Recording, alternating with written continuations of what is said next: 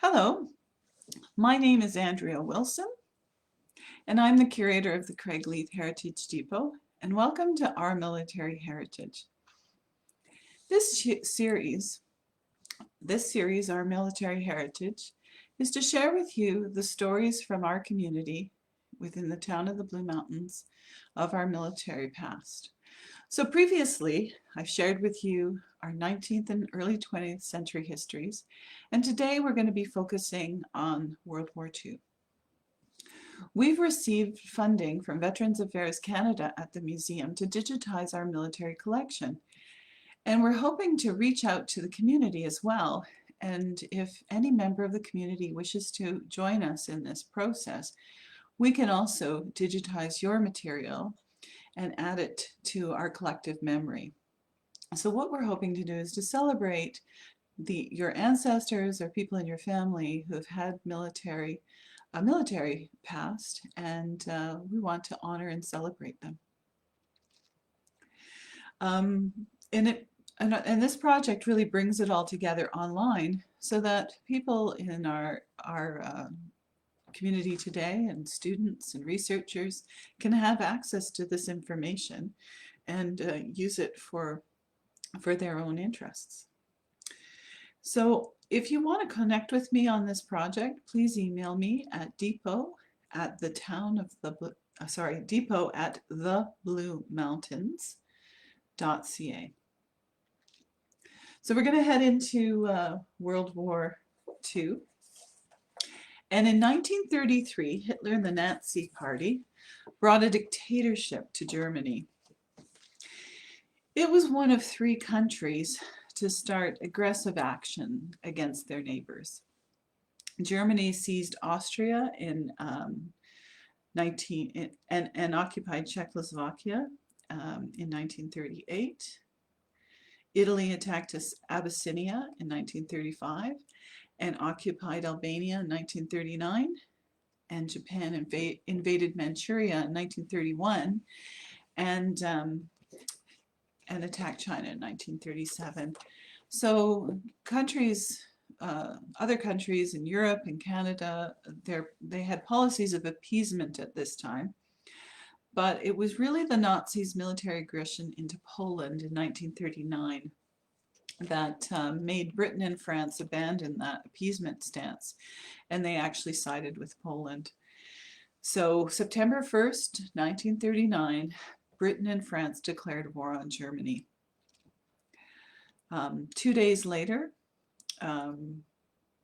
September 1st, 1939, Germany invaded Poland, and 2 days later, Britain and France declared war. Canada declared war on Germany September 10th, 1939, and we still had a young military and not necessarily a battle-ready force, but within the first month, 60,000 men and women joined the force, the pre-existing force of 4,500. Germany's strength quickly defeated France and most of Western Europe, and Italy had joined Germany to create an axis of alliance. Britain was facing a potential invasion and really was Canada's support with materials and goods and a force was really crucial at this time. But even as challenging as it was challenging for Canadians as well, and not all battles went well. But I just want to show you this poster from Britain, and it just shows the true feature of it being a world war. So these are Commonwealth countries kind of celebrated together in this poster, that we're in it together. And of course, Canada's front and center there, but you'll also see Australia and South Africa in this picture, and India as well. The War Museum in Ottawa writes this about the Dieppe Raid, which is what we're going to feature today. In the summer of 1942, reeling under a ferocious German assault, the Soviet Union clamored for help. The Canadian Army eagerly accepted a British plan to strike at Dieppe, distracting the Germans. At dawn on 19th of August, 1942, nearly 5,000 Canadian troops, supported by British commandos, assaulted the port and the neighboring villages of Puy and Bourville. The raid was a disaster. German defenses were fully alerted and stronger than expected, and the Canadians lacked adequate naval and air support. In Canada's worst single-day loss of the war, 807 died, 1,946 were captured. And I have an example from Library Archives Canada here of a film reel of Dieppe. And what you'll see is captured Canadians in this film reel as well. So I'll just get this started. Dieppe, 1942. 2 years ago, German cameramen record the landing of the 2nd Canadian Division on the beach transformed into a living hell. Canadians hold their positions for 8 terrible, bloody hours. Their objective achieved at frightful cost, they pioneer in the plan for a future greater invasion.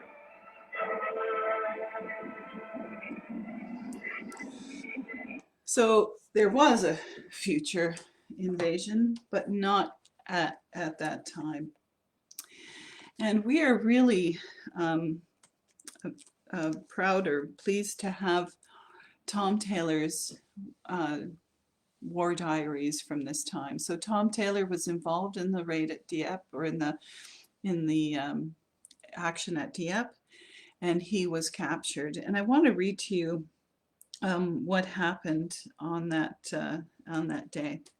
So this is Tom Taylor's writing, and this is his memoirs, first of all.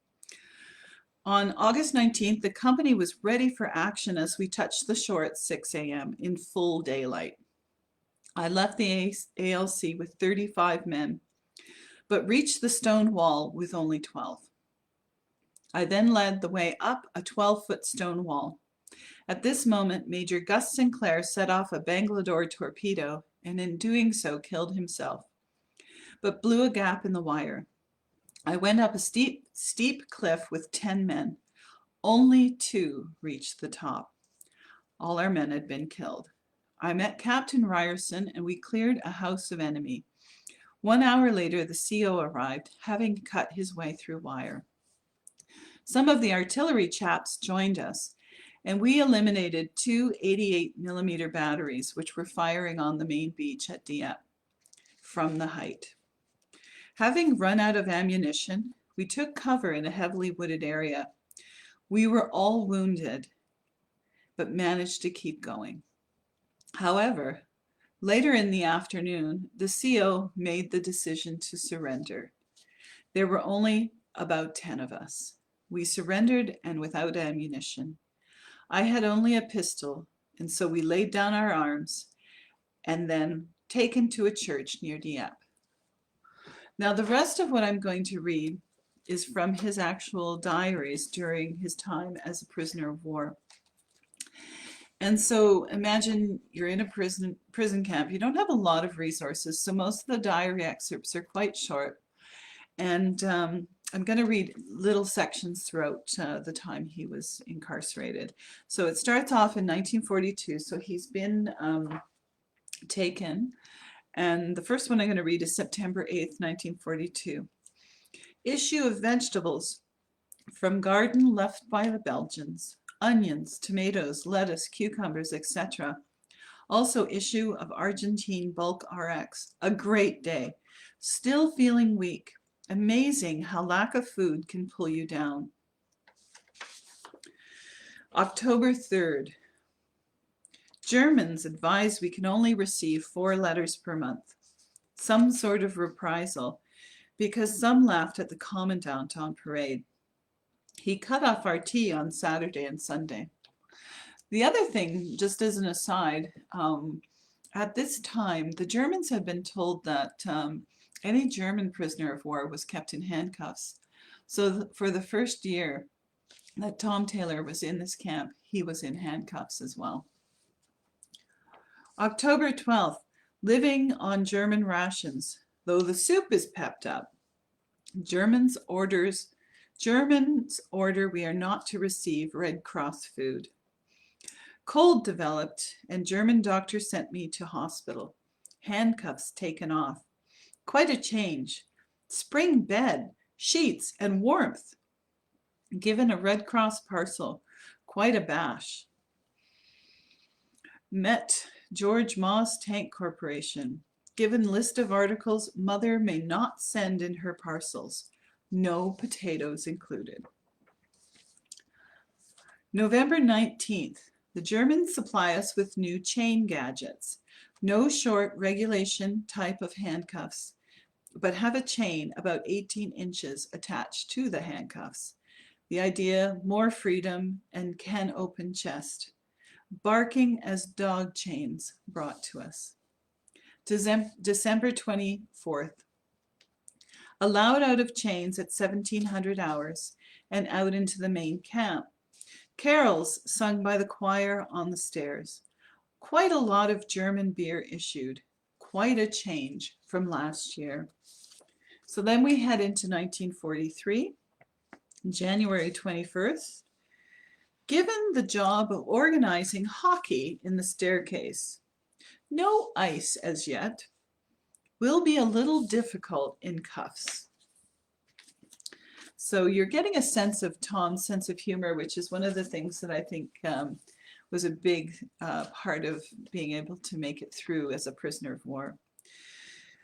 Now we're going to head into 1944, so big jump here. March 3rd, no bash on my birthday. Keep quiet about it. 30 seems to be quite ancient. My second and last birthday in captivity in Germany, I hope. Potato shortage, no spuds issued on Fridays. So we're going to head to the end of summer in 44. August 7th, went to a movie at 07:55 hours, so just 10 to 8 in the morning. Ginger Rogers in Shall We Dance, Fred Astaire and Horton. First English movie we have seen, and what a relief. Damn good, and did the camp good. Here of transfer marks have finally reached England. And then we keep going. October 5th, large notices appear in the camp today in English, warning us not to attempt to escape. Certain zones in Germany are prohibited areas, and anyone found in these areas will be shot, particularly escaping prisoners of war. Escaping is no longer a sport. It is damn dangerous. Now, just as an aside to that, in other parts of the diary, he notes when people escaped and when they were captured and returned, and he himself tried it as well. December 19th, 1944, Germans have issued an order that all our food, both current and reserves, must be eaten by January 14th, and henceforth we will only be allowed a day's ration on hand. We have a good reserve, some 15 parcels, so dig in, boys. December 31st, New Year's Eve, no celebration. Everyone looking for great things in the coming year. It has been a tough pull since October, when everyone had high hopes. Well, those high hopes finally did come to pass.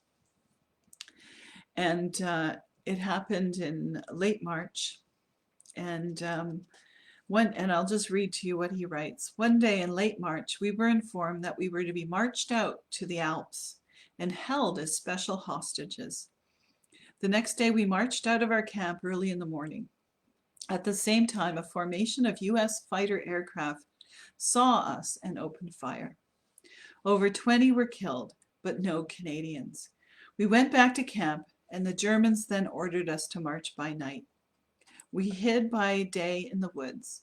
In late April, we were liberated by Patton's U.S. tank force. One morning, he arrived by tank, gave us a speech, and then left in a staff car. This occurred near Munich. And then they ended up going to Reims as part of their slowly being released. On May 11th, a Lancaster flew in and taxied over to our group. The pilot asked if there were any Canadians down there. This was one time it was good to be a Canuck. 2 of us answered yes, and we were asked to go to the cockpit while the remainder went to the bomb bay. The plane took off and the pilot asked us where we wanted to go. We told him that we hadn't been to England for 3 years, so he gave us a great tour of the south of England. We landed finally at an air base near Oxford. At the officers' mess where we went for a drink, we were told that they were out of booze for a week. So we commandeered a jeep and drove to the railway station and headed for London. And surprisingly, without any money, we were still accepted. We spent nearly 3 weeks in London on our own while Canadian headquarters searched for us. Eventually, Canadian headquarters found us, and we left for Canada on June 15th. It was very emotional when we first sighted land near Halifax. We were taken by train to Toronto, and there were met by a huge crowd of relatives and friends. It was great to be back after 4 years, and particularly to be alive and reasonably fit. So that's a first-hand account of being a prisoner of war after Dieppe, and we're really thrilled that we have that record to share with you. And Tom Taylor moved to a farm in the Beaver Valley after a long career in investment after his war years. And I'm really thrilled that we can share that with you. Tom eventually moved to Ottawa and I think continued with his humor for sure. He documented the basic conditions. He documented escapes, visits by the Swiss. It's quite a diary. So thank you for joining me today so I can share it with you.